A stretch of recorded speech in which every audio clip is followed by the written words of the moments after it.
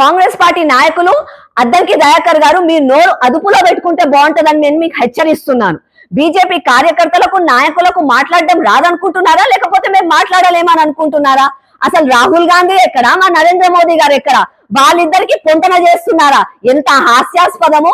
ఒకరేమో అయ్య పేరు చెప్పుకొని తాత పేరు చెప్పుకొని నాయకులు అయ్యారు, అది రాహుల్ గాంధీ. పేరు ఎక్కడి నుంచి వచ్చిందో ఇంతవరకు ఆయనకే క్లారిటీ లేదు, అది రాహుల్ గాంధీ.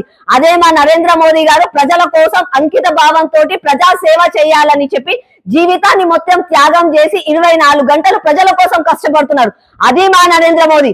అట్లాంటి ప్రధానమంత్రి నరేంద్ర మోదీని రాజ్యాంగబద్ధంగా ప్రజలు 3 సార్లు ఎన్నుకొని ప్రధానమంత్రిని చేశారు. అట్లాంటి ప్రధానమంత్రికి మీరు గౌరవం ఇవ్వట్లేదు అని అంటే రాజ్యాంగం పైన మీకు ఎలాంటి చిత్తశుద్ధి ఉందో అర్థమైపోతుంది. ఏంది, దేశం కోసం ప్రాణత్యాగాలు చేసింది గాంధీ కుటుంబమా? ఎక్కడ నుంచి చేసింది? కేవలం కూర్చోడానికి ప్రధానమంత్రి కుర్చీ కావాలని చెప్పి పార్టీషన్ పేరు మీద, ఎమర్జెన్సీ పేరు మీద అమాయక ప్రజల ప్రాణ త్యాగాలను చేయించి వాళ్ళ ప్రాణాలను పొట్టలో పెట్టుకున్నది మీ గాంధీ కుటుంబం, మీ సోకాల్డ్ గాంధీ కుటుంబం. అట్లాంటి గాంధీ కుటుంబం సోనియా గాంధీ అమ్మైపోయిందా మీకు? మీరు మాట్లాడే ముందు వెనక ముందు ఆలోచించుకోండి. ఇంకొకసారి గాని ఆర్ఎస్ఎస్ గురించి, మోదీ గురించి మాట్లాడే ముందు అసలు రాహుల్ గాంధీకి ఆ గాంధీ పేరు అని ఎలా వచ్చిందో ఆ క్లారిటీ ఇస్తే బాగుంటుందని చెప్పి నేను హెచ్చరిస్తున్నాను. అంజన్ కుమార్ యాదవ్ గారు అసలుకి ఒక్కసారి ఎంపీగా సికింద్రాబాద్ ప్రజల దగ్గర గెలిస్తే మీరు చేసిన తప్పులకి వాళ్ళే శిక్షణ వేసి తర్వాత మిమ్మల్ని ఓడగొట్టారు. అట్లాంటి వాళ్ళ మీరు మా కిషన్ రెడ్డి గురించి మాట్లాడేది? మీలాగా స్కామర్లు చేసి లిఫ్టులెక్కి పైకి రాలేదు కిషన్ రెడ్డి గారు.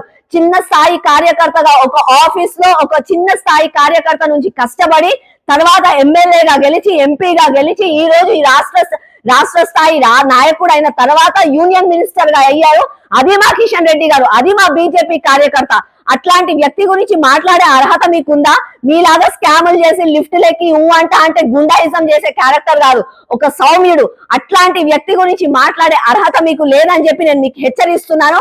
కాంగ్రెస్ నాయకులు ఈడీ గురించి విచారణ కోసం అని చెప్పి సోనియా గాంధీని, రాహుల్ గాంధీని పిలిచారు అని అంటే రాజ్యాంగబద్ధంగా, కాన్స్టిట్యూషనల్ బద్ధంగా వాళ్ళకి ఒక పని ఇచ్చి వాళ్ళని వచ్చి విచారణకు రమ్మని చెప్పినప్పుడు మీరు దానికి రెస్పెక్ట్ చెయ్యండి.